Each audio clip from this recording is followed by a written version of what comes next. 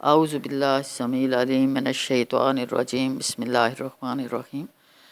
سورۃ الحج میں مظلوم مومن مہاجرین کے لیے خوشخبری۔ اس صورت میں اپنے گھروں سے ناحق نکالے گئے مظلوم مسلمانوں کو خوشخبری دی گئی ہے کہ اگر وہ اللہ کے دین کے قیام کی کوشش کریں گے تو اللہ تعالیٰ ان کی ضرور مدد کرے گا۔ الذین اخرجوا من دیارہم بغیر حق وَلَيَنْصُرَنَّ اللَّهُ مَن يَنْصُرُهُ إِنَّ اللَّهَ لَقَوِيٌّ عزیز۔ آیت 40۔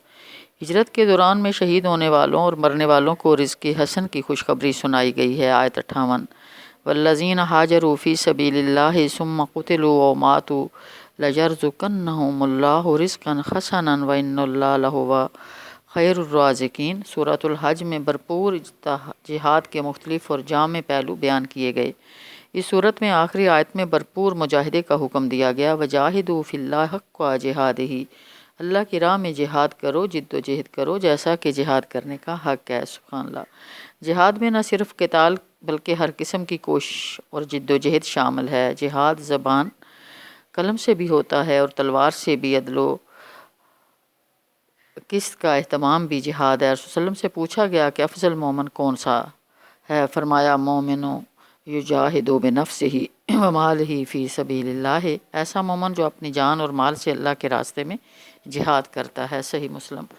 جہاد کا آغاز قبولیت اسلام اور صحیح عقیدہ توحید سے ہوتا ہے، پھر یہ تعلق باللہ اور صبر کی منزلوں سے ہوتا ہوا ہجرت کی منزلیں طے کرتا ہے، پھر نوبت قیامی حکومت کے ذریعے قیام عدل کو یقینی بنایا جا سکے۔ حق و جہاد ہی کے الفاظ سے معلوم ہوتا ہے کہ انسان اپنی خود ساختہ رائے کے مطابق جد و جہد نہ کرے، بلکہ قرآن و سنت اور صحابہ اکرام کے راستے اور طریقہ کار کو پیش نظر رکھتے ہوئے اپنی تمام جسمانی، ذہنی، فکری، مالی، مادی اور روحانی صلاحیتوں کو شہادت دین کے لیے وقف کر دے۔ حق پرست گروہ قیامت تک جہاد یعنی قتال بھی کرتا رہے گا۔ رسول صلی اللہ علیہ وسلم نے فرمایا لا تزال طائفۃ من امتی یقاتلون علی الحق ظاہرین الی یوم القیامۃ۔ صحیح مسلم۔ میری امت کا ایک گروہ قیامت تک حق پر قائم رہتے ہوئے مسلسل لڑتا رہے گا اور غالب ہوگا۔ سبحان اللہ۔ حق و جہاد ہی میں علماء اور مجتہدین کا اجتماعی اجتہاد بھی شامل ہے، جو نئے پیش آمد مسائل کا حل قرآن و سنت کے واضح نصوص کی روشنی میں تلاش کر سکیں۔ غلبہ اسلام کے لیے دین اور دنیا کا صحیح اور پختہ علم حاصل کرنا بھی جہاد ہے۔ سبحان اللہ۔ رسول صلی اللہ علیہ وسلم نے فرمایا من خرج فی طلب العلم فہو فی سبیل اللہ حتی یرجع، جو علم کی تلاش میں نکلا وہ اللہ کی راہ میں ہے یہاں تک کہ وہ واپس آ جائے۔ ترمذی۔ یہ ضعیف حدیث ہے۔ سورۃ الحج میں اسلامی حکومت کی 4 اہم ذمہ داریاں بیان کی گئیں۔ سورۃ الحج میں مسلمانوں کو بتایا گیا جہاد قتال کا اصل مقصد عادلانہ اسلامی ریاست کا قیام ہے۔ آیت نمبر 41 میں بتایا گیا کہ اسلامی ریاست کے 4 بنیادی فرائض ہیں۔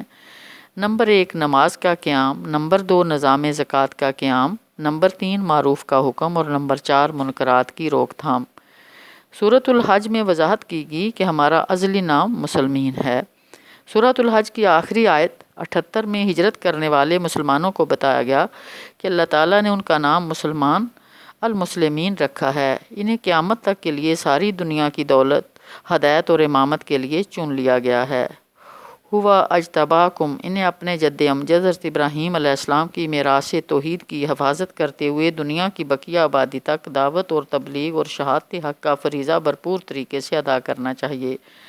تکون شہداء علی الناس۔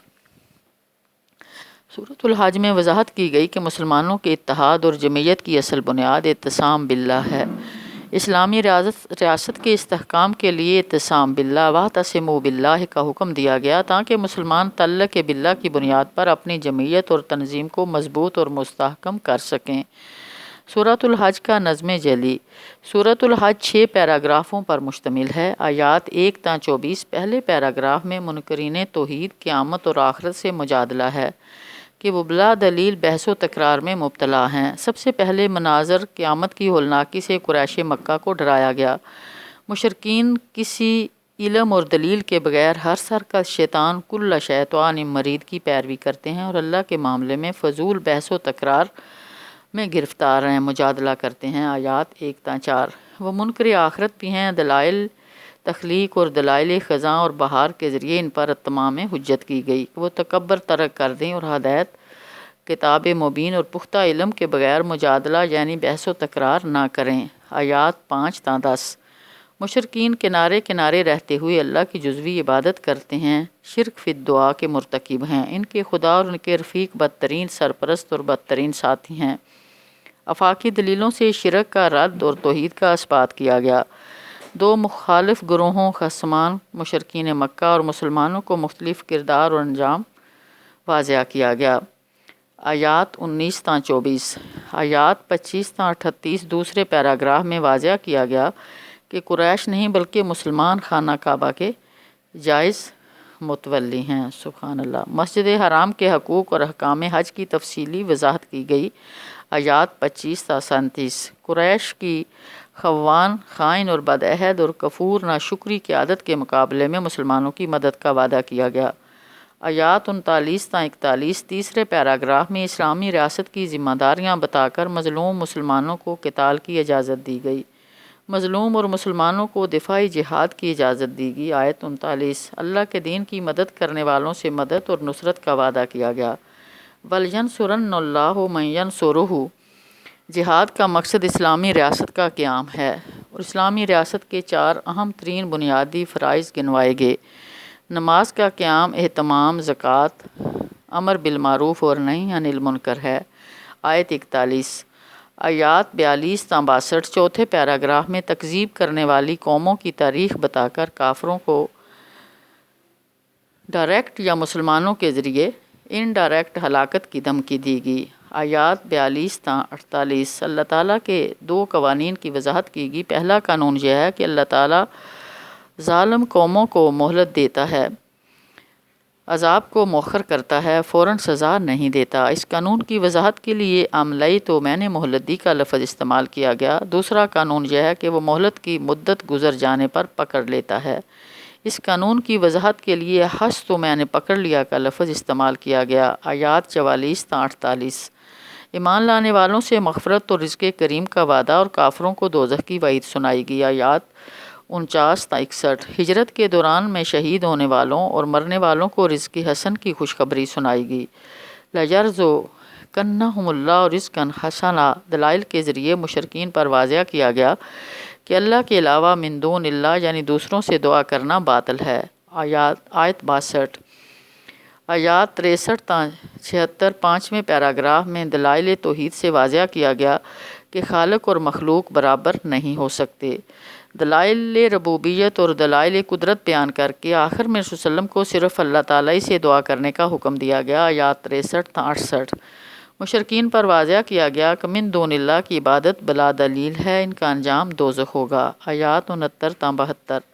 عقیدہ توحید کی وضاحت اور ابطال شرک کے لیے خوبصورت تمثیل بیان کی گئی۔ مکھی کی مثال سے ثابت کیا گیا کہ خالق اور مخلوق برابر نہیں ہو سکتے۔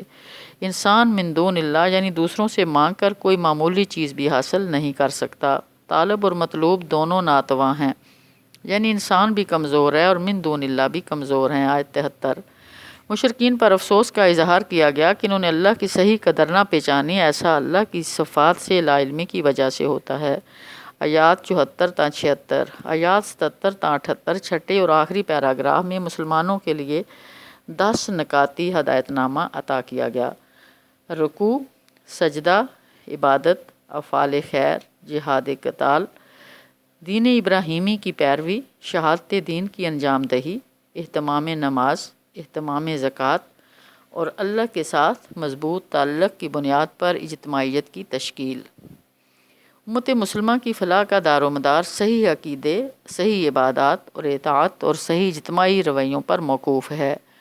مسلمانوں کو اپنی تمام تر جسمانی، ذہنی، فکری، مالی، مادی اور روحانی صلاحیتوں کو شہادت دین کے لیے وقف کر دینا چاہیے۔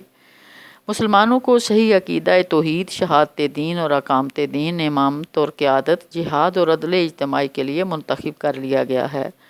دین اسلام میں رہبانیت اور تصوف کی سختیاں نہیں رکھی گئی ہیں، ان کا نام مسلمان رکھا گیا ہے۔ انہیں فرقہ پرستی سے بچنا چاہیے۔ شہادت دین کے بارے میں نہ صرف رسول اللہ بلکہ امت مسلمہ سے بھی باز پرس ہوگی۔ آخر میں حکم دیا گیا کہ مسلمانوں کو اللہ کو نعم المولا نعم النصیر مان کر تعلق باللہ کی بنیاد پر مسلمانوں کو ایک مضبوط اجتماعیت قائم کرنا چاہیے۔ آیت 78۔ مرکزی مضمون: مشرکین مکہ کے خلاف فرد جرم اور ان کے خلاف جہاد و قتال کے جواز کے دلائل دیے گئے۔ مسلمانوں کو اطاعت، عبادت، شہادت دین، تعلق باللہ، دعوت و تبلیغ، جہاد و قتال، مضبوط اجتماعیت اور اسلامی حکومت کے قیام کے مقاصد کو یاد رکھنے کی ہدایت کی گئی۔ وآخر دعوانا ان الحمد للہ رب العالمین وما علینا الا البلاغ۔ میری بہنیں سن کے، جو بھی سنے اس کو آگے شیئر کرے تاکہ یہ میرے اور آپ کے لیے صدقہ جاریہ بن سکے۔ آمین آمین۔ اللہ اس کو صدقہ جاریہ بنا دے ہم سب کے لیے۔